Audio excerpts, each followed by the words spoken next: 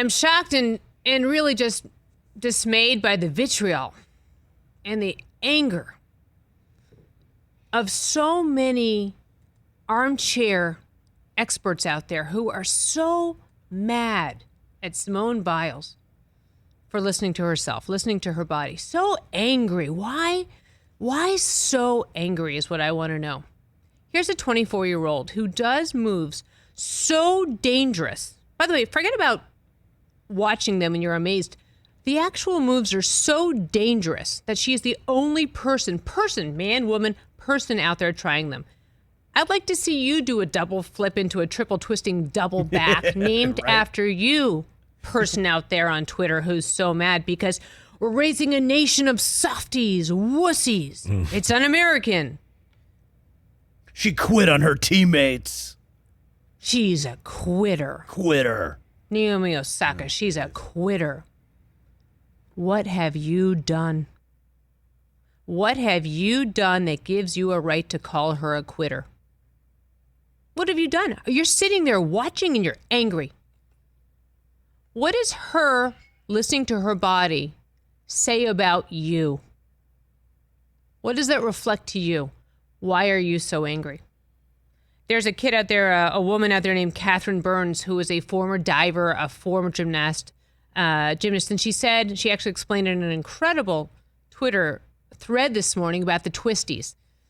And it hadn't occurred to me about how your body gets lost, how your equilibrium is totally thrown off when you are twisting in the air. Not once, not twice, not three times, at all. When you're twisting in the air, revolving, rotating, you lose sense of your equilibrium.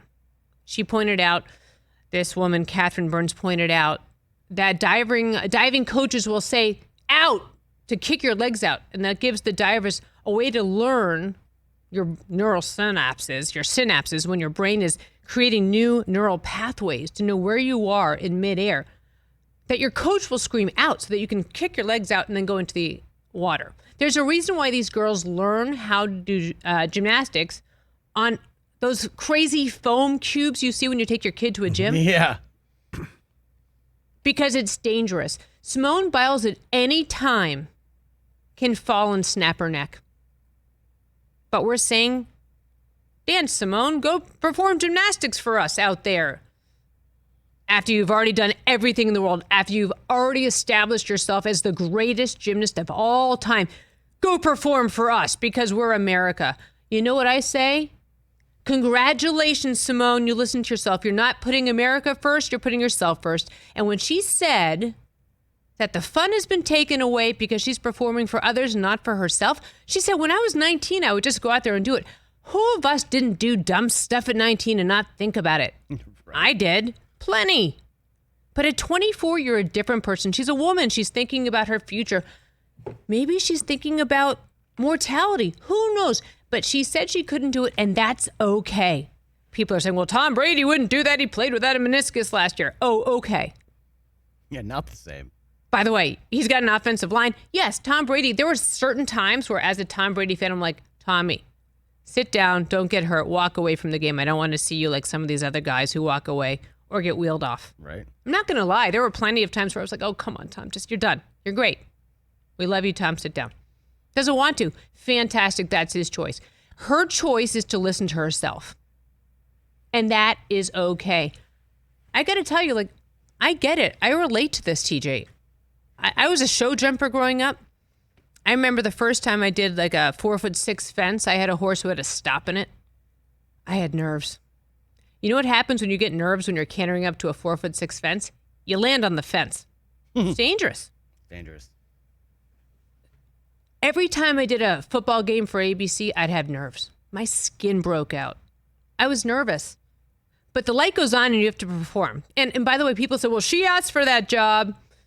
We didn't tell her to be an Olympian. She asked for that job, so she has to perform. When the light goes on, I have to start talking. What am I going to do? Tell Mike Tirico, hey, Mike, I'm too nervous. I can't do the game. You got to perform. You got to go out there. But just so you know, I was sick to my stomach before every game. Every game. And that's okay. I asked for the job. I worked my ass off to get the job. I'm glad I had it, but it made me sick to my stomach. And if Simone Biles feels like she has to take a break, and by the way, let's not forget that it's quiet in there. She's not feeding off of the frenzy of the fans. She's out there by herself and she's hearing in her head, I'm not sure I can land this. And you're angry? You're mad? Why don't you look in the mirror? Why don't you get off your ass and you try it? So that's how we're starting the Rich Eisen Show today, because I just am in a bit of dismay at the anger. Can we all be a little less angry? Can we all remember that compassion is a good thing and an American value? Compassion is how we built a lot of this country. Reaching down behind to pull up somebody behind us and take them along for this great ride, this amazing experience, the luck we have of being born American. Isn't being American about a dream? She had a dream. She's worked her whole life. Name a sport, people, where there is more sacrifice than women's gymnastics. I'd love to know. These kids start when they're babies. They lose high school. They lose going to parties with boys. They have people staring at their bodies. They're developing. They get locked out of kitchens. Remember, Bella Caroli was famous for putting a giant lock on refrigerators. And Simone Biles, she actually talks about going out for a pizza. Name me another U.S. gymnast. Name me another U.S. gymnast who's willing to talk about eating a pizza. So that's how we're starting the show today. I have tremendous respect. I don't think she's a quitter. I don't think she's soft. I don't think she's a wuss. I think she's an American. And maybe this wouldn't have happened 5 years ago. Michael Phelps has been speaking about it. He had a DUI afterwards. He went through terrible anxiety swimming for USA Swimming, an incredibly accomplished Olympian. But he had this to say about Simone Biles. And he's right, because 5 years ago, it wasn't part of the conversation, Chris. Definitely 10 years not. ago, it Definitely wasn't not. part of the conversation. Things have changed. Like it or not, we're in a new phase of America. This is who we are. Like it or not. If you don't like it, I get it. But you know what? Respect it. You don't have to like it. I'm not saying we have to be on the same page, but you have to respect it. Because mental illness is everywhere. And it might be affecting somebody that is right next to you and you don't know it. I spoke to Brandon Marshall on the way in today, Chris. I called him. How's he doing? He's great. I met him in 2005 when I covered him for the Hawaii Bowl at UCF. Yeah.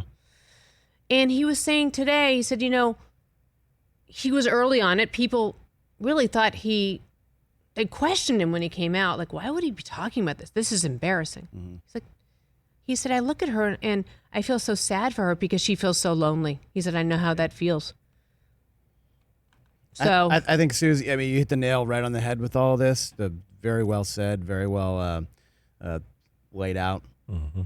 When I think about who is saying these things, who is calling Simone Biles a quitter, who is saying that she let her teammates down, and then I really think about it and I really analyze that, I don't care what they say. They don't matter.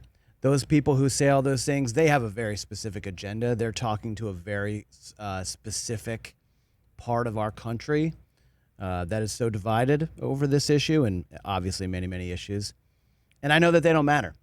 They're losers. They've never done anything in their life. They exist to divide. They exist to tear other people down, not build them up. And so I don't pay them any mind.